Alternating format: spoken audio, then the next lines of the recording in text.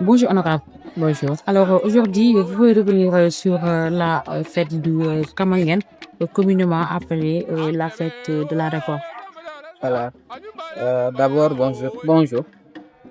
Nous sommes aujourd'hui à Mlomp, communément dans un quartier qui s'appelle Haya, où se trouve comme je peux me le permettre de le dire, un roi, mais pas roi comme les autres, qui est le sage de la fête traditionnelle appelée Kamangen.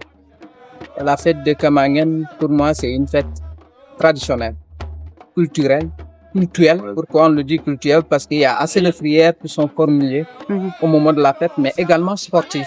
Je vais expliquer le pourquoi sportif, parce qu'au moment de la fête, il y a également des luttes traditionnelles qui sont organisées au niveau de l'arène à partir de 17h le plus souvent. Donc c'est une fête qui est organisée chaque année. Malheureusement, comme on le constate, c'est une fête qui n'a pas une date fixe. La fête est annoncée par le roi de Kamangen, Anahan Kamangen, qui fait l'annonce quand il reçoit l'instinct mythique qu'il demande au moment venu d'annoncer la fête. Donc c'est une fête qu'on ne peut pas quantifier dans le temps. Donc elle est annoncée et cette année, malheureusement, ça fait longtemps qu'on n'a pas assisté à une telle fête qui a été annoncée tout à fait au début du mois de février. Donc la fête de Kamangen de cette année a surpris même la population. Donc elle a été annoncée plus tôt que prévu, mais suivant le culte normal, parce que c'est en fonction de la lune que la fête a été annoncée. Donc cette année, ça a été annoncé très tôt prévu, mais c'est une fête qui est organisée chaque année. Et comme on l'a dit, c'est une fête qui est organisée au moment où tout le monde a fini de récolter dans la commune. Quand les gens terminent de récolter le riz, la fête est organisée pour permettre à toute famille de sortir une quantité de riz récolté, de le préparer et de le partager à toutes les invités. Donc c'est une fête de moment de grâce, où on rend grâce à Dieu pour la qualité de la récolte qui a été organisée. Mais comme je le dis, le Diola est un croyant. Que la récolte soit bonne ou qu'elle soit mauvaise, ils vont organiser cette fête pour rendre grâce à Dieu et prier que la récolte de l'année prochaine soit meilleure que celle qu'on a eue cette année. Donc c'est une fête qui est également, comme je l'ai dit, faite uniquement dans la commune de Mlomp. Mais elle se fait en deux phases.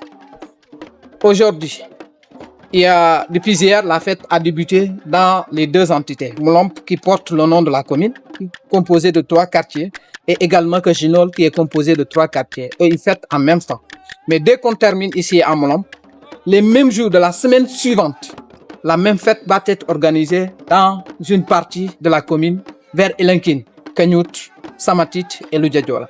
Donc c'est une fête qui ne s'organise pas en même temps, mais elle ne s'organise uniquement dans la commune de Mlomp. En tant que député à l'Assemblée nationale, est-ce que vous songez à travailler pour que cette fête soit plus visible, étant donné que hier, il y a eu beaucoup de touristes qui sont venus pour assister à cette fête et qu'ils ont beaucoup apprécié cette fête, la culture et tout.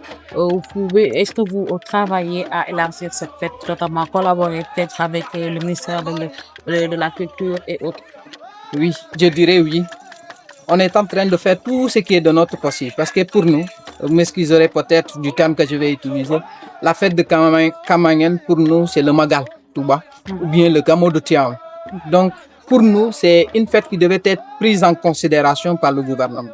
On a fait tout le nécessaire pour que toutes les autorités du gouvernement puissent être informées de la fête. Mais comme je l'ai dit, ça supplie plus d'une par rapport à la date de cette année. Donc, les courriers sont arrivés tard. On a pris le soin d'appeler certaines personnes, mais malheureusement, on sait que le gouvernement, moi je suis dedans, je sais aujourd'hui, je comprends, et je ne pourrais pas accuser quelqu'un.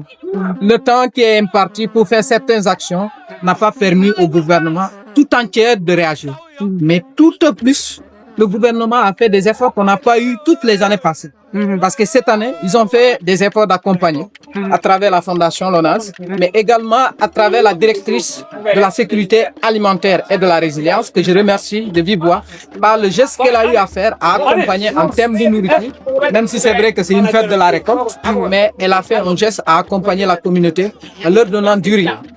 On a également reçu des dons d'huile et d'oignons de la part du gouvernement pour accompagner la population. Donc, il y a un comité qui est en train d'être mis en place et nous allons pousser cette communauté au-delà de nos communications que nous pourrions faire pour rendre plus visible cette fête, à prendre cette question au sérieux et à travailler à temps.